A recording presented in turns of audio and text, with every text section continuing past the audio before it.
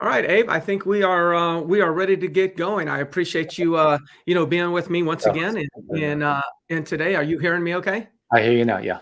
All right, good. Well, we made it. We made it. I actually took over the control to see if I could get us live here, and I did it. Of course, you had to. I feel like I have training wheels on, but that's okay. So I know we're going to talk about PPC. Is buying pay-per-click leads really worth it? So I have a feeling what we're going to have here is we're going to have some people out there that are going to be raving fans of pay-per-click, and then there's also going to be a significant, and I think this is a bigger number of the agent population, is a significant portion of people that just are really negative about PPC. And rightfully so. Like, they had a bad experience, so it's not that they're just negative. It's like they may have had a bad experience with their attempt at buying PPC, and they haven't really cracked the code. So for those of you listening today, this is what we're talking about: buying PPC leads, and is it really worth it? So, any beginning thoughts, Abe? Yeah, no, I think we're going to get the same kind of reactions that we get from any other lead source, right? Some people are going to love it. Some people are going to hate it. And it is what it is. We know it works. We know just about every lead source out there does work. It's Yeah. just a matter of what your expectations are, right? Yeah, I agree. And for those of you that are watching us live at this afternoon, if you notice in the Real Geeks Facebook page, I am doing a webinar on seller leads, online seller leads, and I'm going to give you some information about not only how to do seller leads, how to generate them. But I'm going to break the myths. I'm going to kind of really challenge a lot of the conversations that people have around these leads and why people are failing at it and whatnot. So tune in. That'll be based on seller leads. Right now, Abe and I are going to talk about buyer leads, buyer PPP or PPC leads.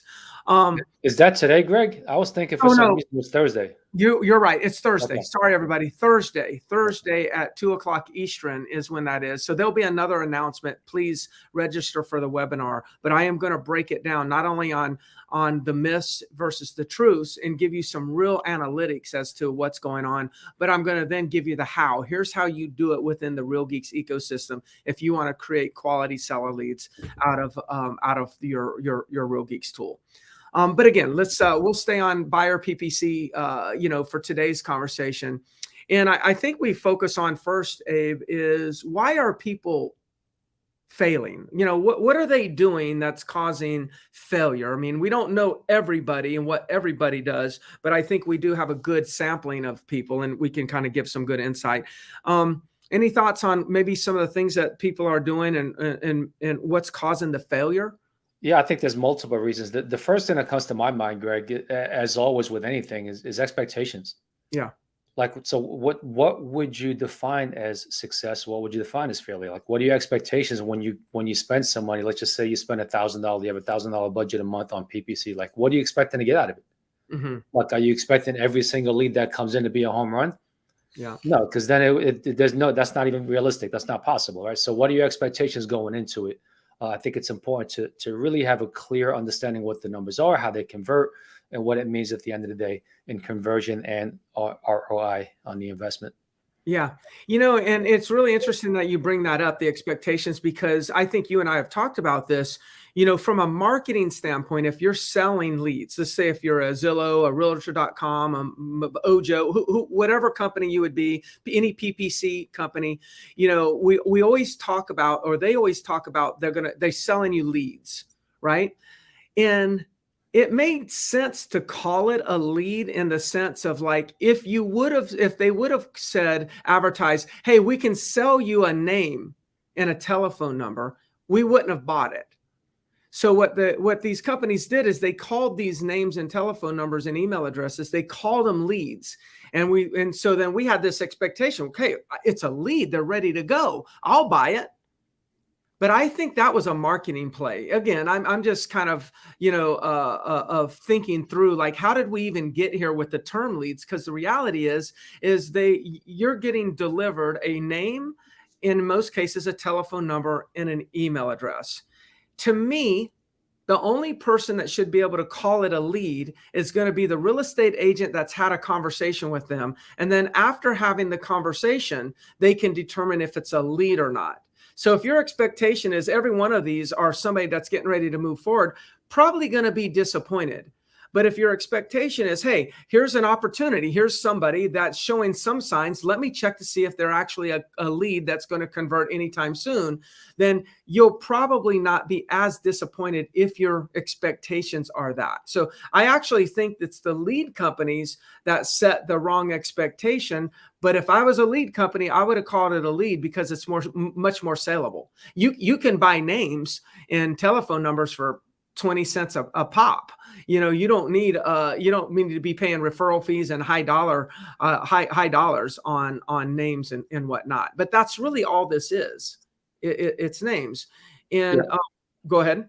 I was going to say, it's interesting you bring up lead companies because think about this.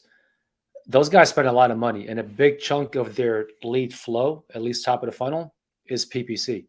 So if those guys, and they're pretty smart, like they know what they're doing. They're not just throwing money away.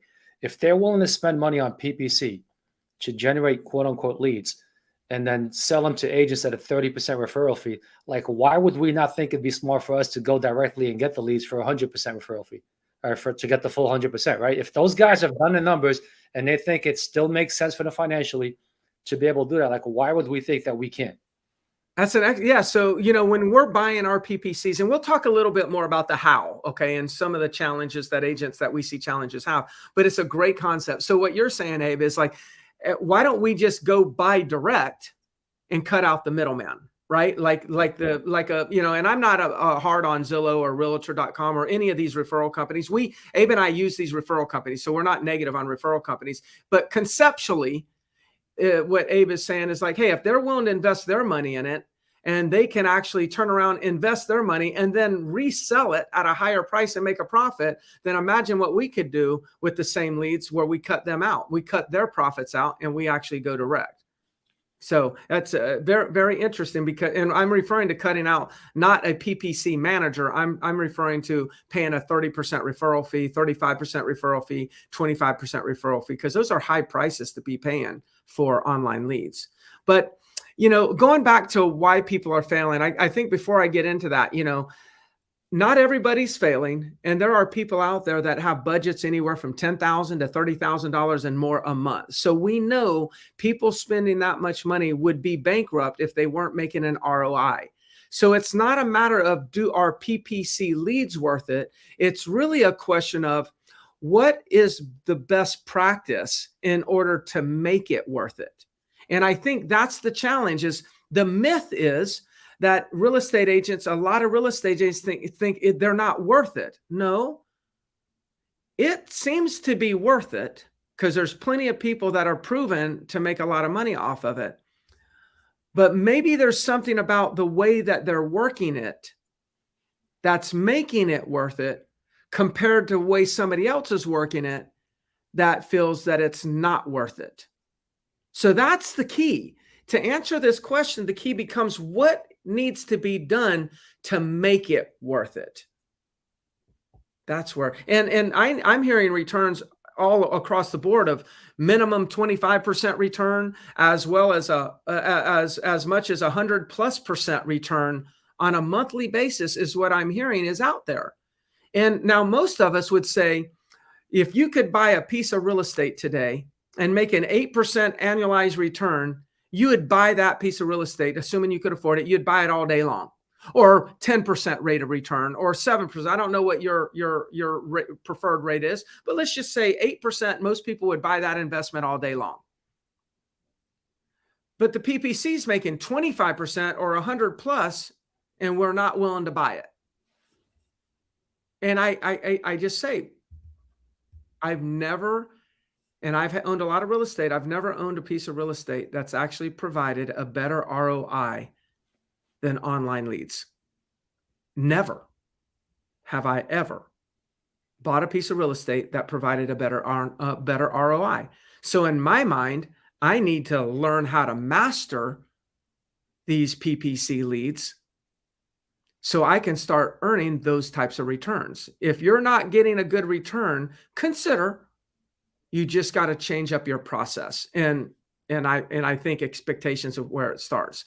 Where else, Abe, are you thinking that people need to kind of put their attention on? Yeah, I think the attitude it starts there. It starts with the understanding that, look, this is just a name and number come in. All it is an opportunity for you to have a conversation with somebody and see where they are, right? Yeah. We can't sit and expect every single name and number that comes in to be an automatic sale. It'd be too easy. It'd be too easy, right? The cost of that, if every lead was that hot, the cost of that would be a whole lot more than what you're paying, whether it's $15, $20, $25 per name per lead. It would be a whole lot higher, right? So the attitude of look, this is doing is it's opening up an opportunity for me to talk with people. It doesn't take many conversions to actually make your money back. I mean, with our commission checks, it doesn't take many sales to get your money back. That's right. Right. So at that point, you have to look at it as, okay, there's going to be some people that are going to be automatic sales and they're going to be quick. But then there's going to be a whole lot of people that what you're going to do is communicate with them, see where they are in the process, and then start to build this database that you're going to nurture. And then what you're going to see is your returns over time are going to be exponential. Yeah. So I think it's having that kind of attitude of, look, this is more of a long-term play with the expectation of, yes, some are going to be short-term and some are going to be quick hits, but I've got to think about this as a long-term spend and be in this game for a long time to really see the maximum benefit out of it. Yeah. Yeah. So a better expectation, the right expectations, a better attitude, like my attitude is, I don't know that I know that I've never bought a better piece of I've never received a better return on a piece of real estate than I have had on PPC leads or online leads, whether they be buyer leads or seller leads. That's my attitude. That's my mindset.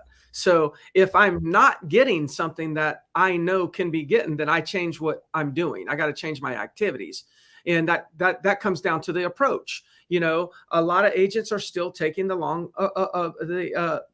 approach. And I guess you and I, Abe, don't really know wrong from right. And we're not the final answer that determines truth. But I will say that, you know, I've been saying this and for a while, is that we've got to stop qualifying the leads first. Now, as soon as I say that, now everyone goes up in an uproar. Oh my God, Greg Sandy, I bet he wouldn't work with a buyer that he didn't qualify first. You're right. Oh no, I would not work with a buyer that I didn't qualify.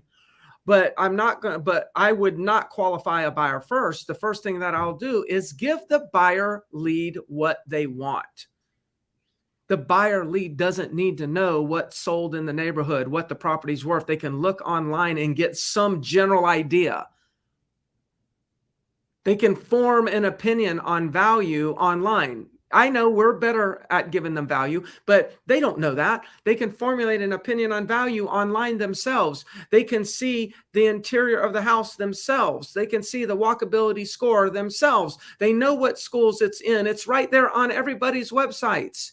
They know the graduation rates, how many % of people go to college out of that particular high school. They know the restaurants. They know the distance. They can go to maps and figure out the distance, exact distance to the hospital. They know all that. They're not calling us for that. The only thing they don't know how to do is access the lockbox.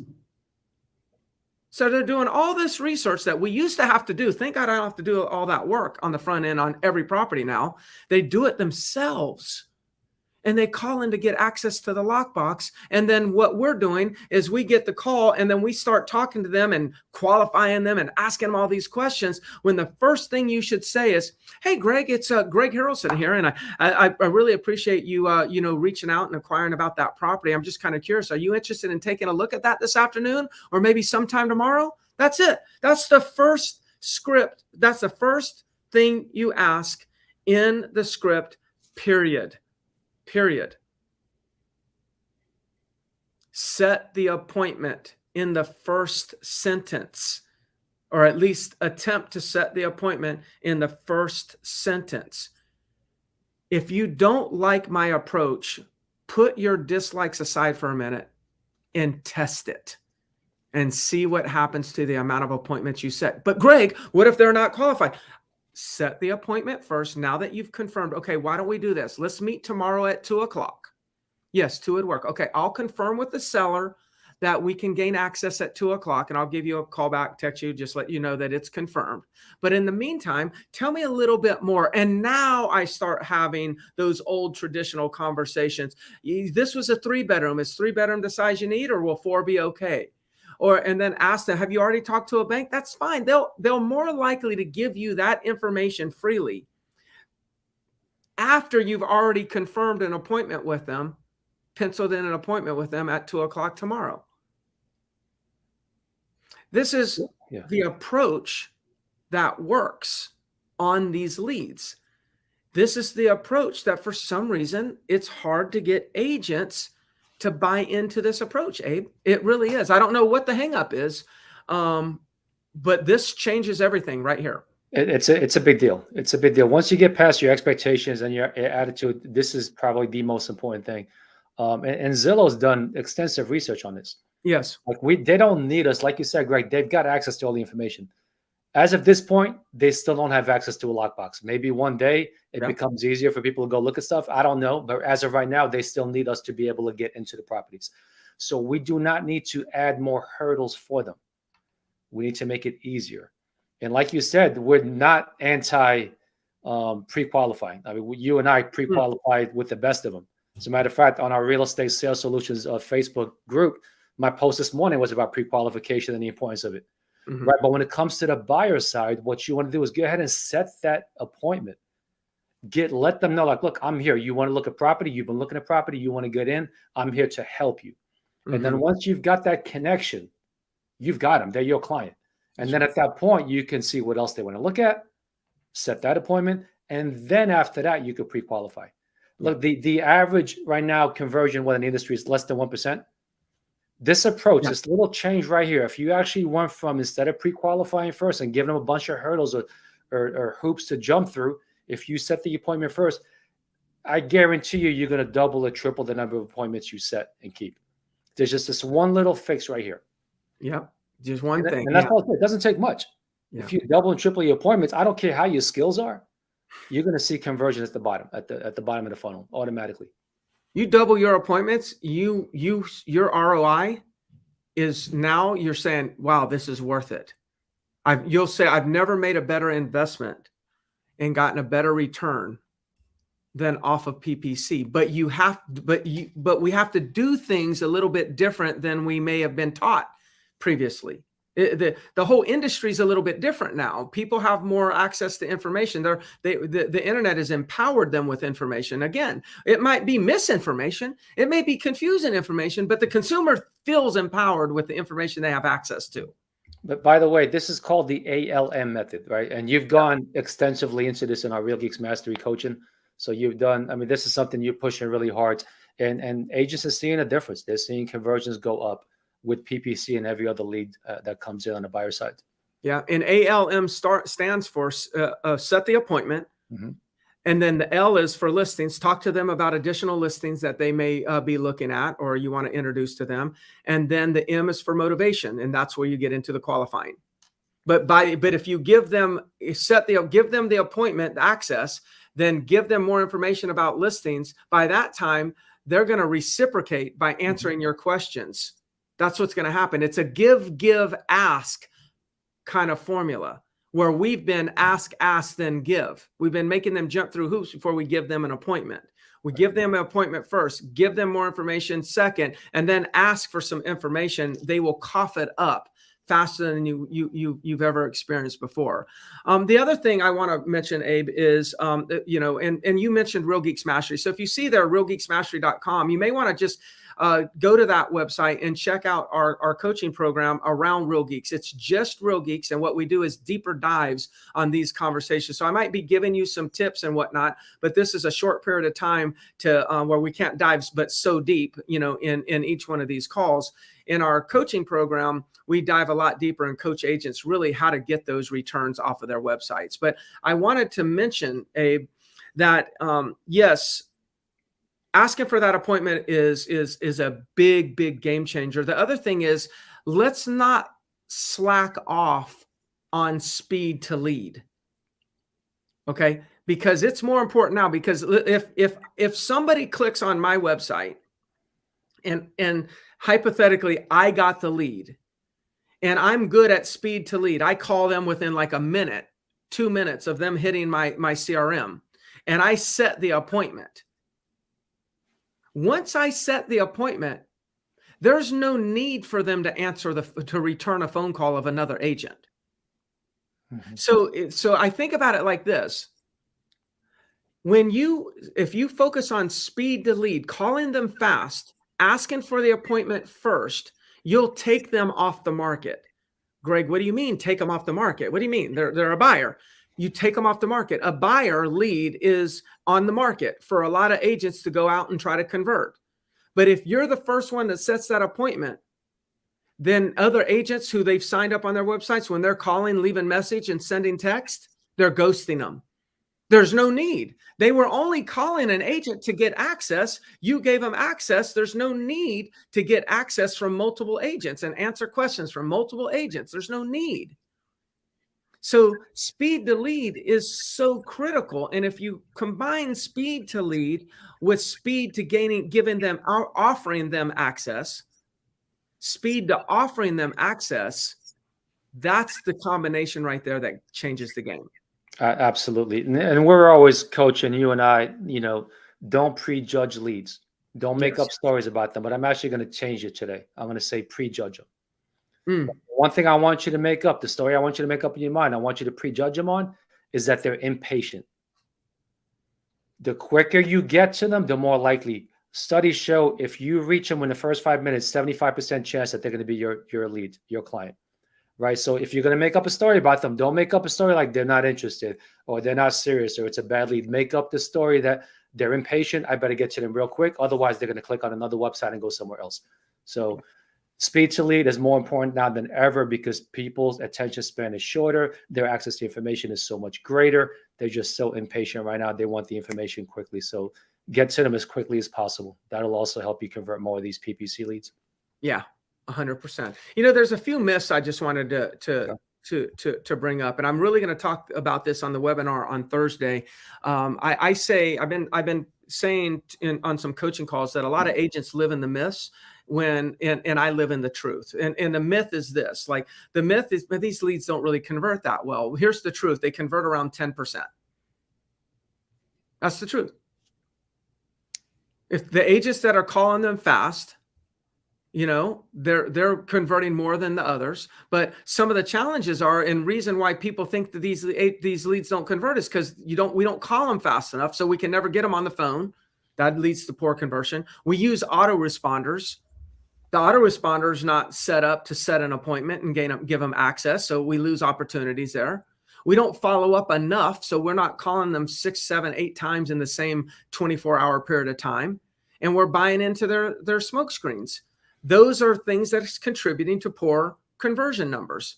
But if we do an audit of all your PPC leads and we look 12 months back from the time from today, you'll see that probably 10% of the leads that you got or more already purchased or did a transaction.